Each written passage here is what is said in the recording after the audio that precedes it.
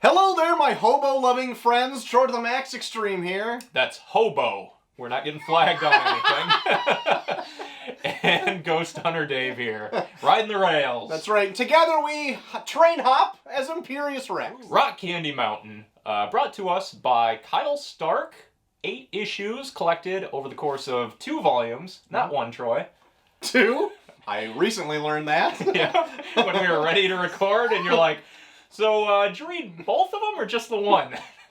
Crossing my fingers that you just say one. Like, we usually record the shows once we finish the book, but, you know, we could turn it on a dime, maybe Duped try again. it from halfway. Yep.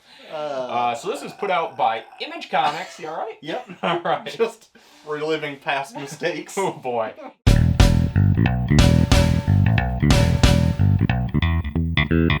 Seen through the eyes of hobo newcomer Slim, Rock Candy Mountain takes readers on a trip across the post-WW2 United States, where our main character befriends the unbeatable Jackson. Mm-hmm. He also runs from the FBI, Mm-hmm. the Hobo Mafia, Mm-hmm.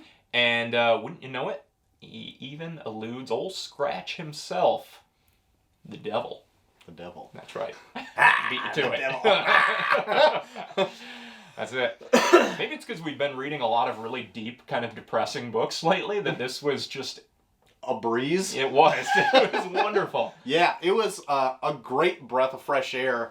Just the brevity of it, it's only 8 issues long. Yep. And it just goes. Like, it just flies through it. You don't need to have a ton of backstory. You just jump in. This Jackson character is just kicking a whole bunch of ass. And you're like, man. that guy is amazing. And I want to see more of him. And you do. Yep. And he kicks all of the ass. That's right. Hobo Mafia, the devil, FBI. As long as he's fighting them one at a time, I That's suppose. right. Oh yeah, that's the one stipulation. So it's a funny book, obviously intended to be funny. Yep. Kyle Starks has done a couple other things too, which I haven't read, but I definitely want to seek them out now. His most recent one is Assassination. He did Sex Castle. Ooh, maybe throw that onto Imperius Sex. Oh. Oh, I'm looking for more titles with sex in it. And then he did Kill Them All, which is supposed to be kind of like a raid type of story. Oh, okay. But he illustrates and writes them all, and I'm all for that. Just kind of this light, fun, breezy style. The tone of it reminded me a lot of Chew, where it takes like a somewhat serious tone where a guy's trying to find his wife and child, but the whole time going through it's just like absurd things are happening. Yeah. And it's drawn in a very bouncy style where I'm like, this really reminds me of going back to Chew and just finishing that out. Yeah. Did you ever finish that? I didn't. I got like halfway through and I'm like, all right, I'll catch up and wait for it to build, and then it finished. And I just haven't gone back to do it yet. You're still waiting. Yeah. It's still building. That's right. So the first chunk of this book, our old pal Slim and Jackson are on the run. They're hopping train car to train car, being chased down by the Hobo Mafia, who they run into. That's right. Come head to head with, I don't know what his name is, Grandpa Hobo or whatever, and his 2 lackeys. Jackson's having none of that. And then once that gets taken care of, another layer on top of that. Now the FBI are after all hobos, but especially Jackson. That's right. All led by Babs Bardot, a take-no-prisoners, real sassy black head detective or whoever it is. Yeah. In this day and age, I she's know. got her work cut out for her. And she whoops a lot of ass in this she too. does. She takes no shit from anybody. Anybody gives her lip, it's just like, shut up! And we'll just like smash the shit out of them. Yep. She's throwing in freaking flying kicks like Liu Kang in this, no problem. That's right. She doesn't turn into a dragon. No. Save that for the devil. They also run across. Yes. I don't know if he turns into a dragon. I don't think he does. He turns into more devils. Yes, right.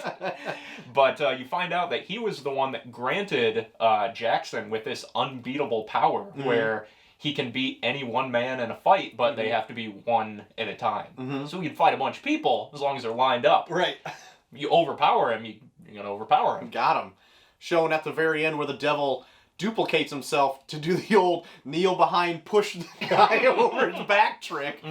Got him dead to rights. Yeah, you got him there. There's no escaping that. That schoolyard tactic. But they even show like a flashback where he's in WW2. Yeah. And Jackson just plows through this facility to get to the general.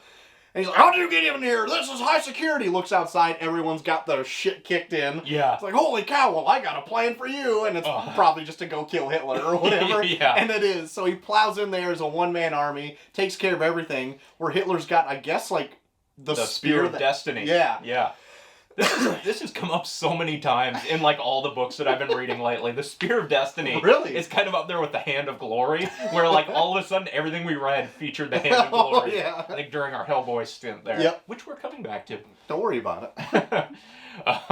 But yeah, they almost replicate that Old Boy fight scene where he just there's so many people, but luckily they come at him like in a hallway, so he can just take them on one at a time, and it's so good. And like the way Kyle Starks illustrates this, you can tell he's like a big action cinema fan because even as funny and goofy as it is, like he does draw like these really brutal, drawn out fights too, which are great, but they're just illustrated in the same cartoony style, right? Where it's like, man, this book is so many things. Yeah, super fun.